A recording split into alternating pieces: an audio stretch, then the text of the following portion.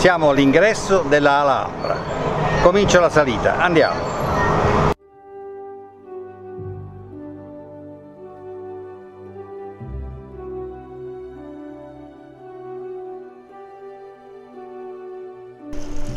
Un'autentica oasi di verde, forse sia per la salute degli arabi, ma anche in prospettiva dei visitatori che sarebbero venuti a distanza di centinaia di anni. Di questi noi siamo una parte.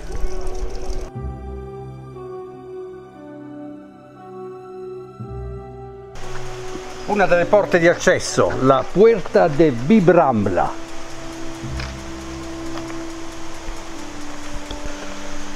Struttura notevole con pietre di fiume e mattoni e malta, quindi molto forte e molto resistente a qualunque tipo di attacco.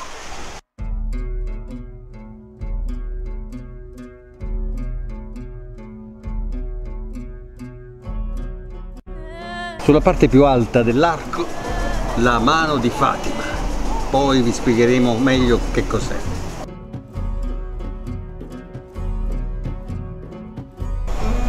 Guardate che spettacolo, queste mura di cinta, c'è ancora la sabbia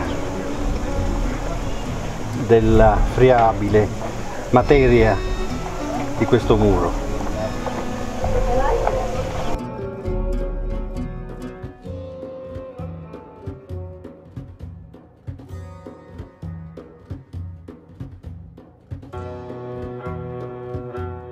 Osserviamo una combinazione ispano-araba che raggiunse l'apice della bellezza proprio durante il declino del potere. I sultani nazariti, nell'incombere del tramonto e forse con la segreta ambizione di raggiungere la vita eterna, usarono potere e ricchezza per realizzare residenze nelle quali rifugiarsi e meditare, badando però a non esagerare nei costi. Ovviamente si fa per dire, impiegando materiali non costosi, facili da lavorare e modellare, creando però un incredibile effetto ottico. Con capitelli, bassorilievi, riportanti versi del Corano. Di arazzi, mobili e arredi ovviamente non c'è più traccia, possiamo solo immaginarli.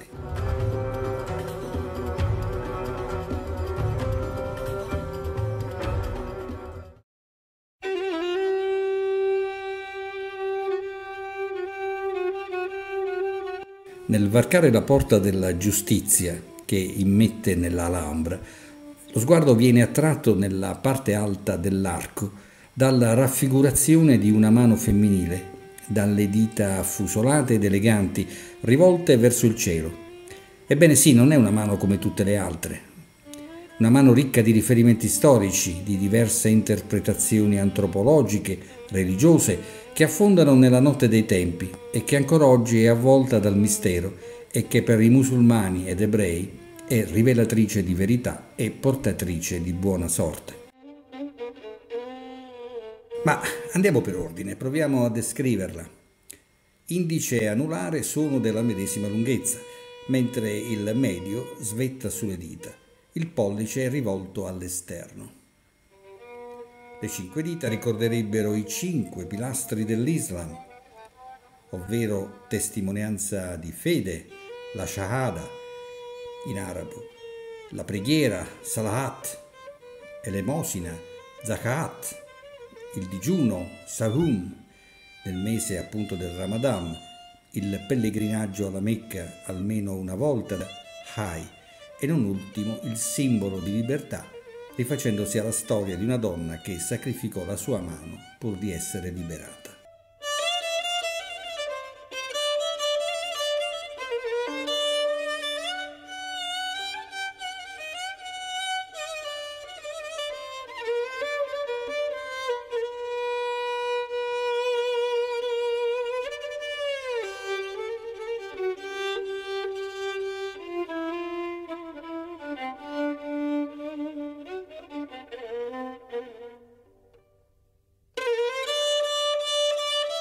Siamo nel patio del Las Comares. La sala precedente, invece, che abbiamo visto poc'anzi, era il patio de Mexuar, praticamente il sultano ascoltava le richieste dei suoi sudditi e si riuniva anche con i suoi ministri per le grandi decisioni.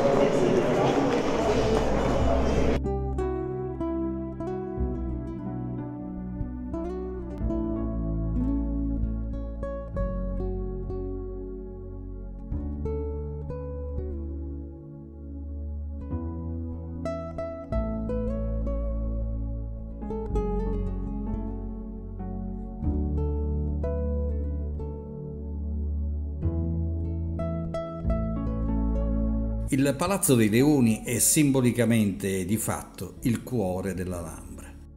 È il mondo in pietra, diviso in 4 parti, irrigato ognuno da canali d'acqua che simboleggiano i 4 fiumi del paradiso musulmano, dei quali conosciamo il nome: Tigri, Eufrate, Pison e Gihon. Così, proprio come volle che fosse rappresentato a fine 1300 il sultano Mohammed V. Il palazzo è l'espressione del massimo splendore dell'arte nasride, esaltata in tutta la sua bellezza ed eleganza, assieme al patio de los Leones, la fontana monumentale dei 12 leoni, in candido marmo bianco di Mijael, l'oro bianco proveniente dalle cave della Sierra de los Filabres, nella provincia di Almeria, che sorreggono in circolo sulla schiena una coppa di forma ottagonale in alabastro.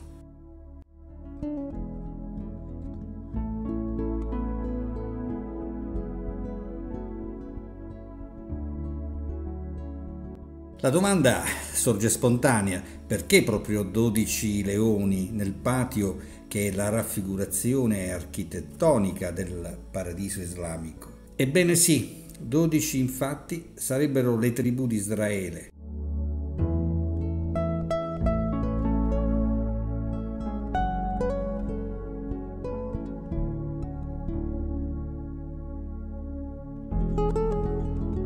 Non a caso 2 leoni portano inciso sul petto il triangolo, con molta probabilità il segno di riconoscimento riconducibile alle tribù di Giuda e Levi.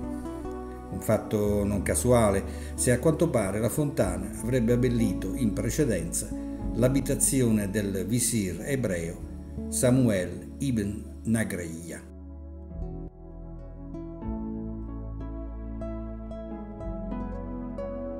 Una fontana monumentale, ricca di fascino e mistero, descritta in versi dal poeta Ibn Zamrak, e dice: la fonte è il sultano che disseta tutte le sue terre con le sue grazie, come l'acqua disseta i giardini.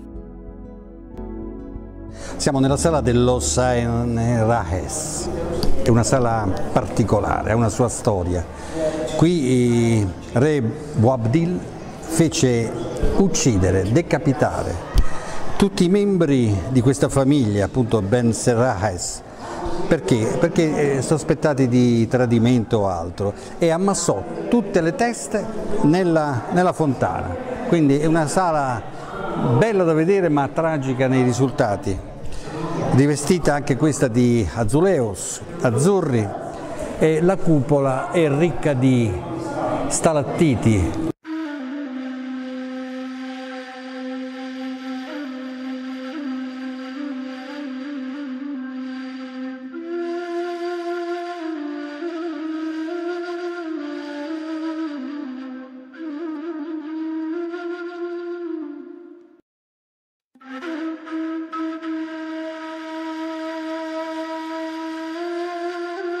Considerazione che ho fatta su queste magnifiche stalattiti, ecco,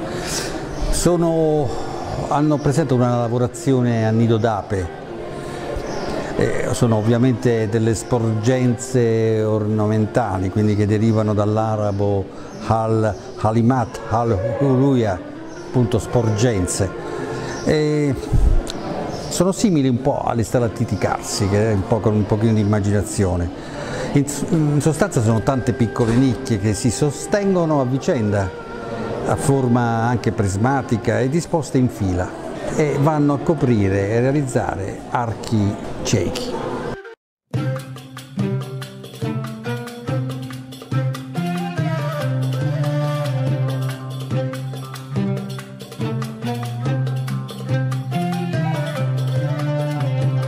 Sala de los Hermanos. Perché così? Perché alla base di questo patio interno ci sono delle lastre di marmo che sono assolutamente uguali, bianche con leggere venature, e quindi sembrano dei gemelli. Questo invece è il mirador della Lindaria, gli occhi della regina. Da qui la regina si affacciava e ammirava tutta la sua bellezza e panorama. Due parole su questo muro, la dice lunga sulla sua vecchiaia, la sua antichità. Mattoni mescolati a pietre di fiume, un insieme, un mix di materiali assolutamente diversi tra loro, ma che conferiscono bellezza ma anche solidità alla struttura.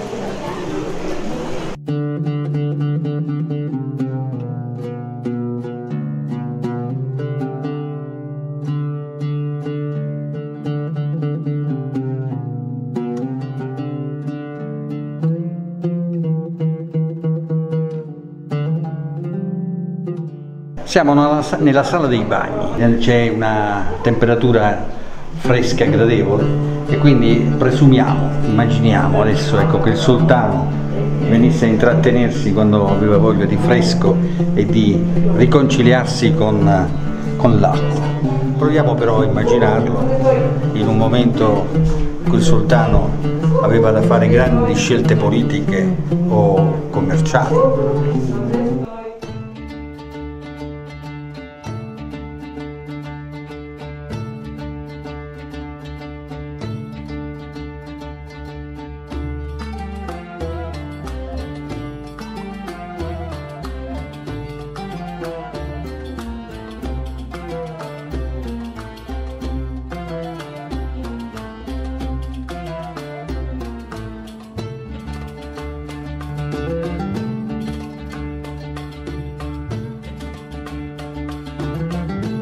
Vi interesserà sapere, immagino che siate curiosi anche voi come me, da dove deriva la parola arabi.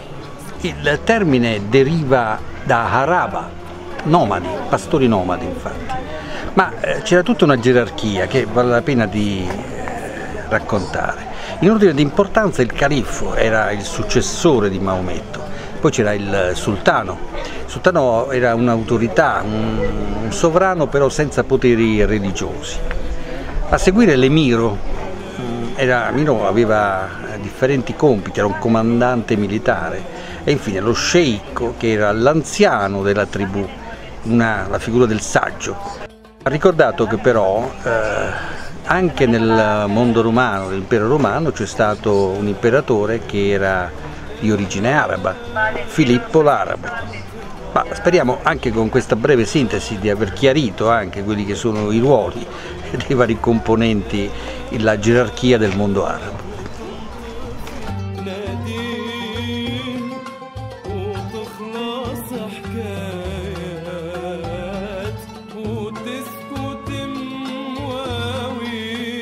L'Alhambra, la Rossa, ha sopportato tante vicissitudini, è riuscita a sopportare le rovine della invasione napoleonica che voleva far saltare praticamente tutto, e quella dei ladrones, dei briganti. E poi successivamente questo paradiso terrestre, come lo avevano pensato, ideato i sultani, i principi e soprattutto Ismail I, e detto anche Yusuf I e Mohammed V.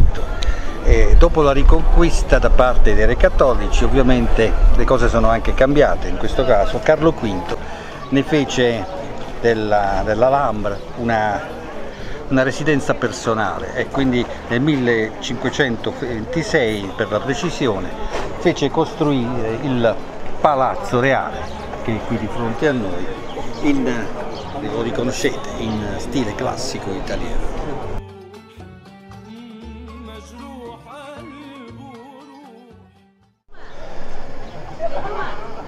Accanto a noi la porta principale d'ingresso nella città, ecco, è la porta della giustizia, dove è riscontrabile la mano di Fatima. I re cattolici, che erano scarsamente inclini alle suggestioni religiose, specie se musulmane, dopo la resa di re Boabdil, non persero tempo e superiormente posero la statua della Madonna per affermare la supremazia del cristianesimo su tutte le confessioni religiose. Però viene da pensare che la mano di Fatima non venne rimossa per non urtare la sensibilità della vasta comunità ebraica di Granada, che simboleggiava appunto la mano di Miriam, sorella di Mosè. Inoltre anche i 5 libri della Torah e di quinta lettera dell'alfabeto e nome di Dio.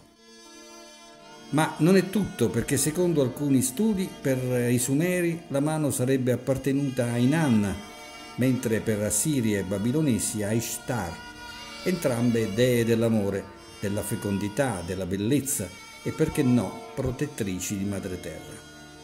Comunque stiano le cose e i riscontri storici, la mano di Fatima mette d'accordo tutti, musulmani ed ebrei, perché è rivelatrice della presenza di Dio, che vede e benedice tutti coloro che varcano la porta della giustizia dell'Alhambra. Un'ultima considerazione di tipo antropologico-religioso in chiave moderna. Per l'Islam popolare, infatti, la mano di Fatima è un amuleto del quale non privarsi, da portare sempre con sé, perché rimedio infallibile contro gli influssi negativi.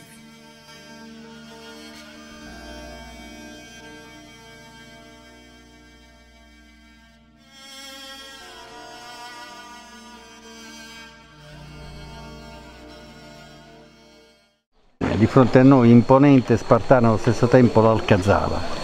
Era la sede della guarnigione militare della difesa di Boabdil, l'ultimo monarca qui a Granada prima della resa definitiva ai re cattolici. Ma che fine fa il sultano di Granada? Boabdil a un certo punto accetta di diventare un insignificante vassallo della corona. In cambio della vita e delle ricchezze, si accontenta di diventare signore di Lahwar de Andarax, un luogo lontano dal mondo sui monti. Seguiteci amici di Walker Road, siamo nella torre, siamo diretti alla torre quadrata della difesa cittadina.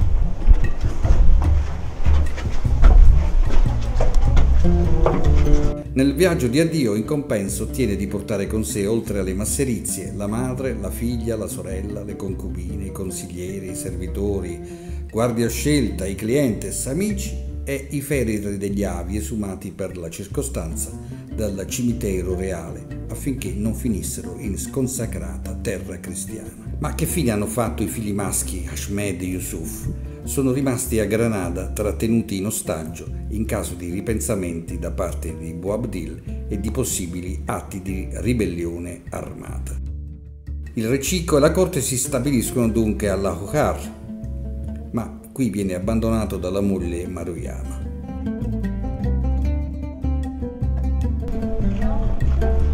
Queste erano invece il barrio castrense, erano le abitazioni, gli alloggi della guarnigione militare. Boabdil, da canto suo, vive un proprio sogno di grandezza e si accontenta degli agi e del fasto a corte grazie al denaro portato in salvo. Affida il potere a Comixa, un capo moro che scaltramente ha conservato buoni rapporti con i re cattolici. Fiducia mal riposta in Comixa, il quale si reca a Barcellona e riferisce al re Ferdinando che il suo sovrano medita la rivolta. Difficile da immaginare Boabdil come impegnato nelle battute di caccia e con le concubine ordinare una controffensiva. Fatto sta che a Comixa vengono promessi soldi e un salvacondotto, raccontando che un esercito cristiano è pronto a marciare sulle montagne per imprigionare il sovrano. A questo punto parte un corteo di muli con una cassa contenente 80.000 ducati, il prezzo dell'acquisto del regno di Apuar.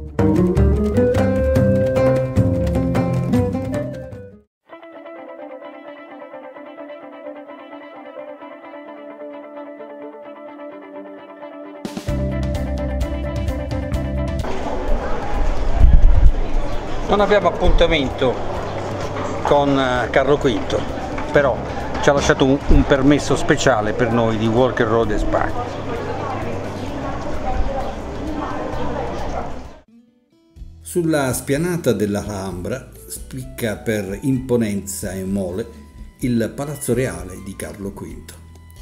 È innegabile che in un insieme architettonico diffuso di edifici dalla delicata impronta nazarita appaia quasi fuori posto col suo stile classico rinascimentale italiano, circondato com'è dai segni architettonici della cultura cosiddetta degli infedeli, promossa da Mohammed I ibn al-Hamar, che ne fece per primo la sua reggia, non prima di aver fatto realizzare una efficiente rete idrica che, mediante una ruota idraulica, trasferiva in cima al colle l'acqua dei fiumi Darro e Rio Genil.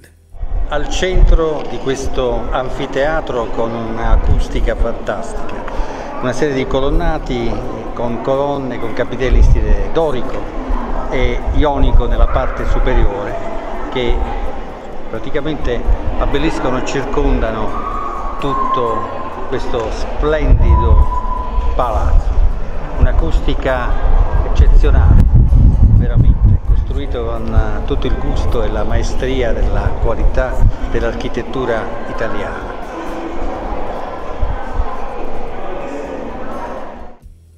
Il Palazzo di Carlo V venne inaugurato nel 1526 e lo stile non è affatto casuale, ma espressione dei tempi, in quanto l'architetto Pedro Machuca, incaricato del progetto, aveva soggiornato in Italia alla corte artistica di Michelangelo Buonarroti.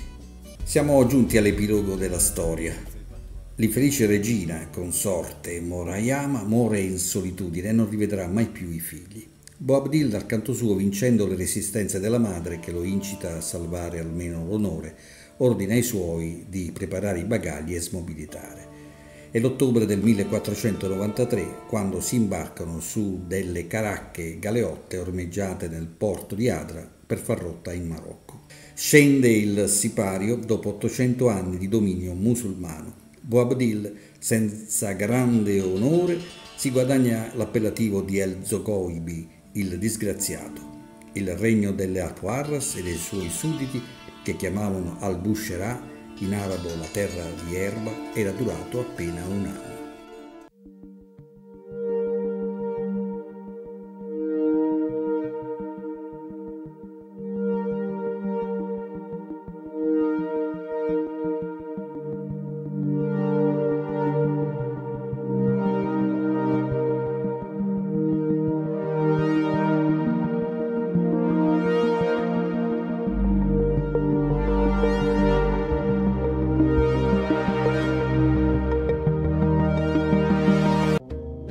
Dai giardini del Portal si entra nel Generalife, il giardino degli elevati.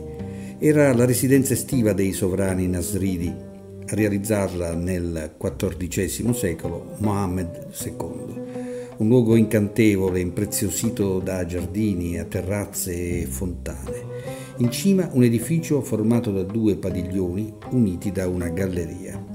Anticamente era collegato al resto dell'Alhambra dalla Cuesta del Re Chico, un canale centrale con giochi di acqua incorniciato di piante di mirto, cipressi, aranci e roseti, termina in un portico marmoreo. Accanto si aprono il patio della sultana, dell'Assa d'Elfas, degli oleandri e dei cipressi, dove, secondo i pettegolezzi di palazzo, la regina Soraya si incontrava con il suo amante, e infine i Jardines Altos, una sorta di giardini pensili.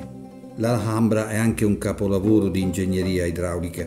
Prima di avviare i lavori di costruzione, gli ingegneri regolavano i corsi d'acqua che scendevano dalla Sierra Nevada, al fine di alimentare canali, bacini, pozzi e fontane, che a loro volta portavano l'acqua ai giardini. Poi è stata la volta degli artisti e artigiani, che hanno fatto sì che l'elemento acqua diventasse parte integrante dell'ambiente, in armonia con il tutto, col fine principale di diffondere con il suono un senso di pace e di magia.